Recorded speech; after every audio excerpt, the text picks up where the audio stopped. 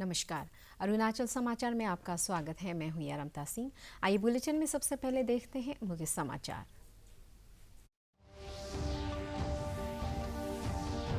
केंद्रीय मंत्रिमंडल ने जम्मू कश्मीर में त्रिस्तरीय पंचायत प्रणाली और जिला परिषद के सीधे चुनाव कराने को दी मंजूरी। मंत्रिमंडल ने केंद्र सरकार का गैर राजपत्रित कर्मियों के लिए बोनस जारी करने का लिया निर्णय।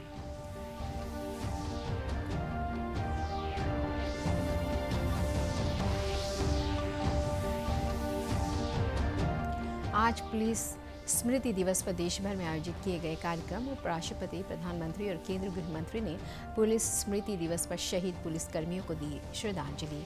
गृह मंत्री ने कहा, सरकार सुरक्षा बलों को तकनीकी से सुसज्जित करने पर दे रही है जोर।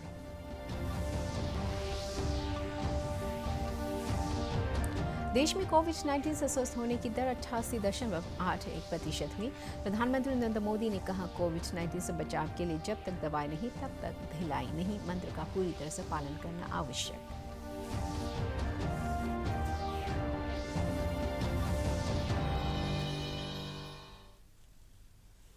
प्रधानमंत्री नरेंद्र मोदी की अध्यक्षता में आज केंद्रीय मंत्रिमंडल की बैठक में जम्मू कश्मीर में पंचायती राज अधिनियम 1989 को लागू करने का निर्णय लिया गया।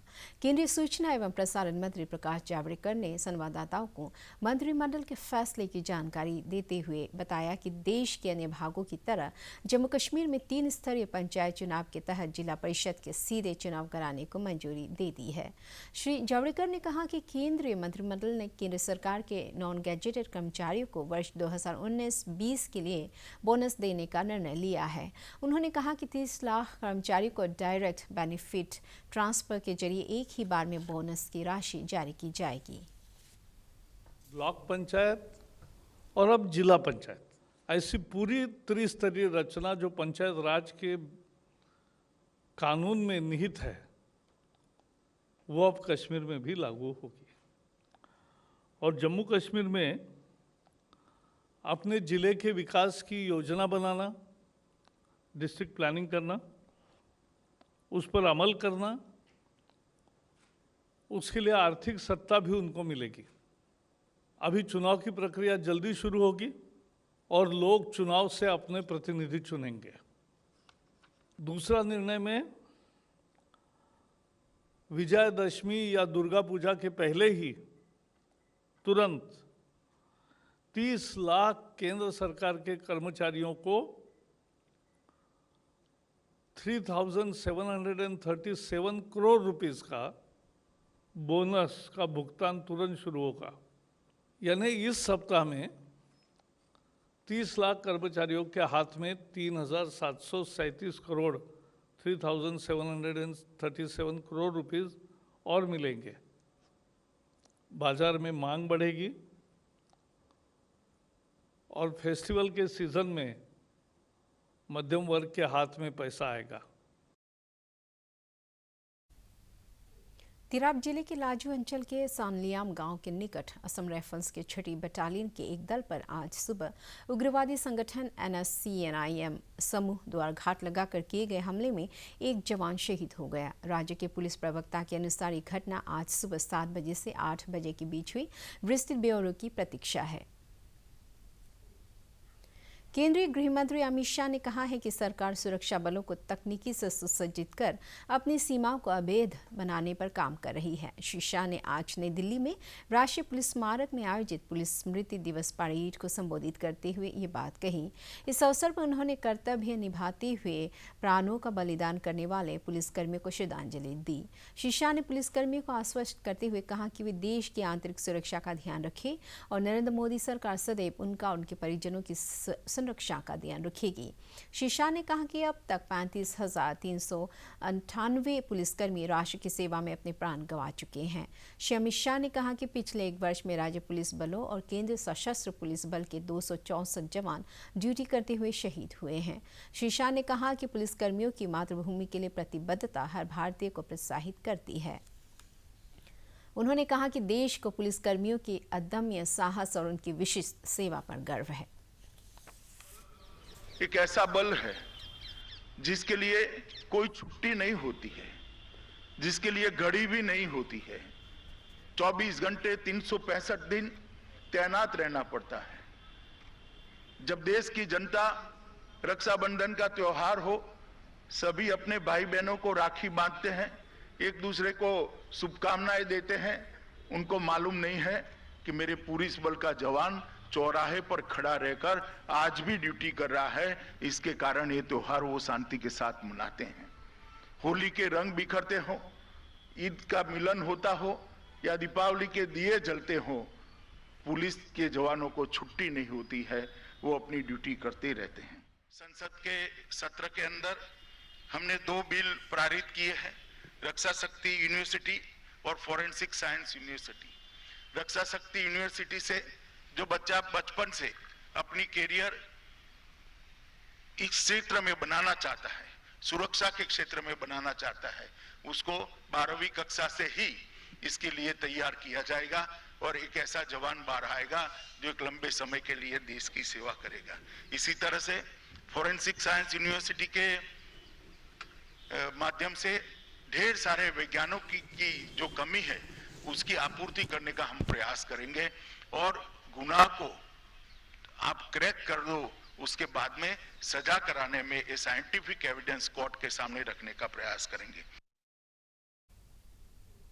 अरुणाचल प्रदेश पुलिस प्रशिक्षण केंद्र पीटीसी बंदरदेवा में आज पुलिस स्मृति दिवस के अवसर पर देश भर में अपने कर्तव्य के निर्वहन में प्राणों की आहुति देने वाले कर्मियों को श्रद्धांजलि दी गई। इस अवसर पर राज्य पुलिस के कई वरिष्ठ अधिकारियों ने हिस्सा लिया और वीर जवानों को याद किया। इस मौके पर पीटीसी बंदरदेवा के पुलिस कर्मियों ने ड्यूटी के दौरान प्राण गंवाने वाले पुलिस कर्मियों को सलामी दी। पीटीसी बंदरदेवा के प्रिंसिपल विकास कुमार ने जवानों से निष्ठा और ईमानदारी के साथ ड्यूटी करने और लोगों के साथ विनम्रता के साथ पेश आने को कहा। इधर राष्ट्रीय आपदा त्वरित बल एनडीआरएफ के 12वीं बटालियन द्वारा पापुमपारे जिले के दोईमुख में पुलिस स्मृति दिवस मनाया गया।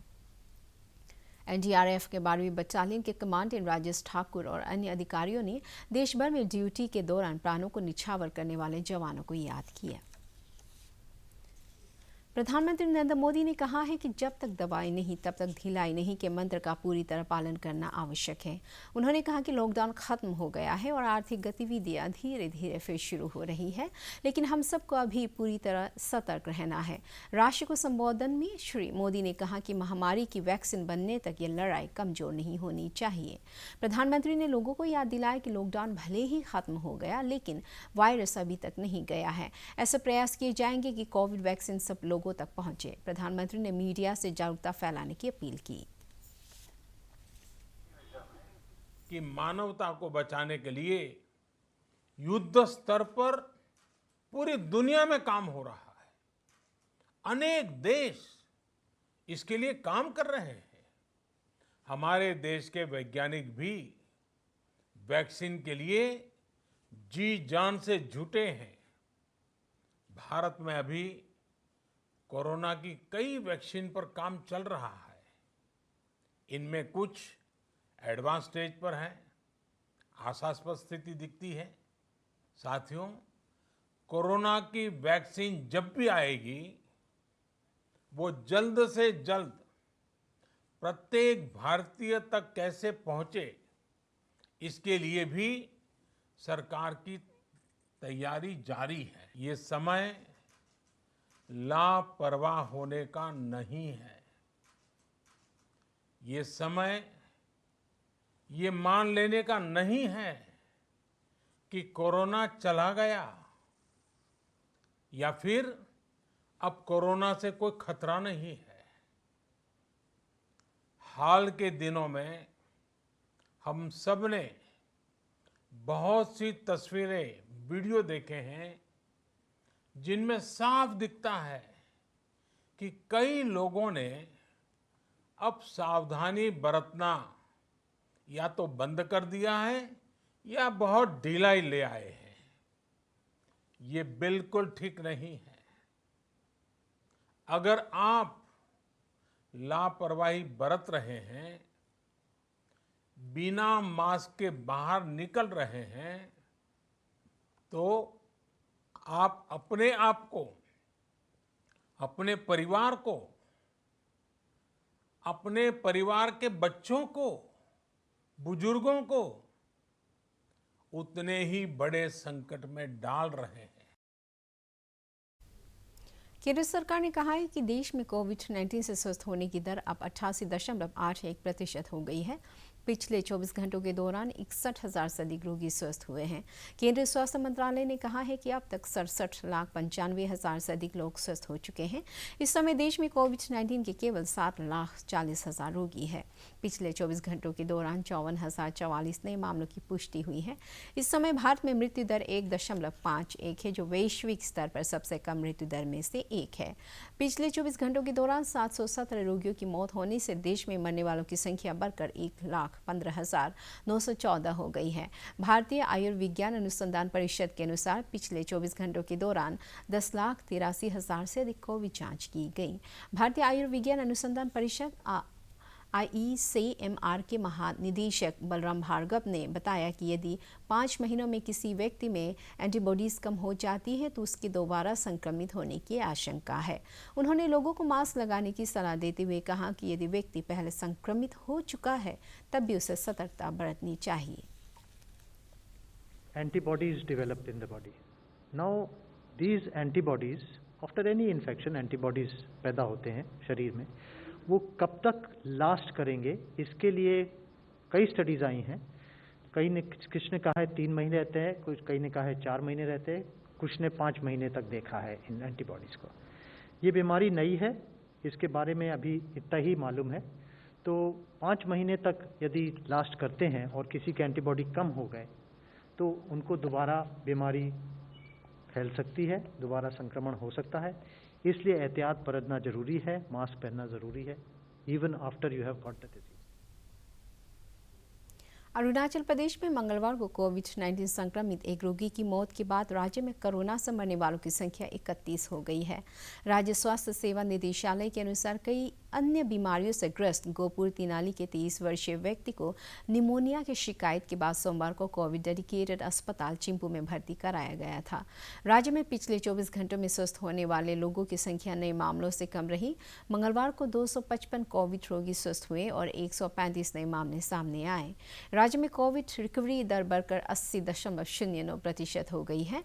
प्रदेश में सक्रिय मामलों की संख्या 2,712 है और अब तक स्वस्थ होने वालों की संख्या 11,035 हो गई है।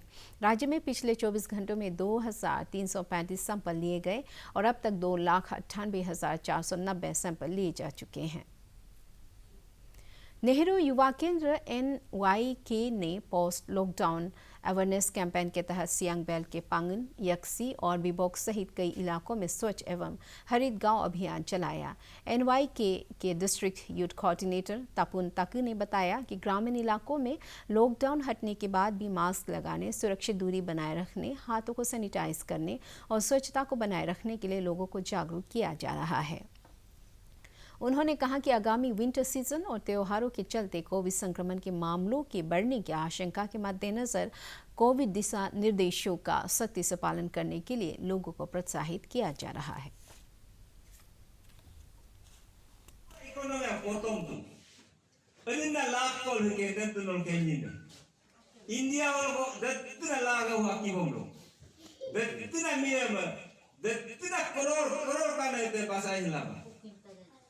Kinamhum patau tolu ngolu ingiladu provider ngolu nyotla pelagi ngolu lu 350 no mas gaya pelagi ala gamdo। केंद्र और राज्य सरकार की योजनाओं के जरिए किसानों की आय बढ़ाने और क्लस्टर फार्मिंग के अंतर्गत नकदी फसलों की खेती को प्रोत्साहित किया जा रहा है। वहीं MSME जैसे मंत्रालयों के जरिए कृषि उत्पादक संगठनों को अपने उत्पादों को बाजार में बेहतर ढंग से पहुंचाने के लिए प्रोसेसिंग और पैकेजिंग इकाई स्थापित करने पर बल दिया जा रहा है। नमसाई जिले के कृषि उत्पादक संगठन Namsai organic spices and agriculture products company limited नोसाफ ने खाद्य उत्पादों और स्थानीय हस्तशिल्पकारों द्वारा तैयार सामानों की बिक्री के लिए एक विक्रय केंद्र की शुरुआत की है। इस केंद्र का उद्घाटन भाजपा किसान मोर्चा के राष्ट्रीय महासचिव डॉक्टर शंभू कुमार ने किया। अगरतला म्युनिसिपल कॉरपोरेशन AMC और राष्ट्रीय स्वास्थ्य मिशन ने संयुक्त रूप से नगर पालिका के कामगारों के लिए विशेष टीकाकरण कार्यक्रम आयोजित किया। AMC के अधिकारियों का कहना है कि नगर पालिका के कर्मी स्वच्छता को बनाए रखने में लगे रहते हैं और उनमें बीमारियों के संक्रमण का खतरा सबसे अधिक रहता है। AMC के आयुक्त डॉक्टर सिद्धार्थ शिव जायसवाल ने कहा कि टेटनस और हेपेटाइटिस बीमारियों से बचाव के लिए नगर पालिका कर्मियों और उनके परिजनों के टीकाकरण के लिए विशेष अभियान चलाया जा रहा है। अरुणाचल समाचार के आज के अंक में इतना ही। जाने से पहले आप सभी से अनुरोध है कि कोविड-19 के दिशा निर्देशों का पालन करें, हमेशा मास्क लगाएं, बार-बार हाथ धोएं और सोशल डिस्टेंसिंग के नियमों को मानें। हम कल फिर हाजिर होंगे अरुणाचल और देश दुनिया की खबरों के साथ। आप देखते रहिए अरुण प्रभा। नमस्कार।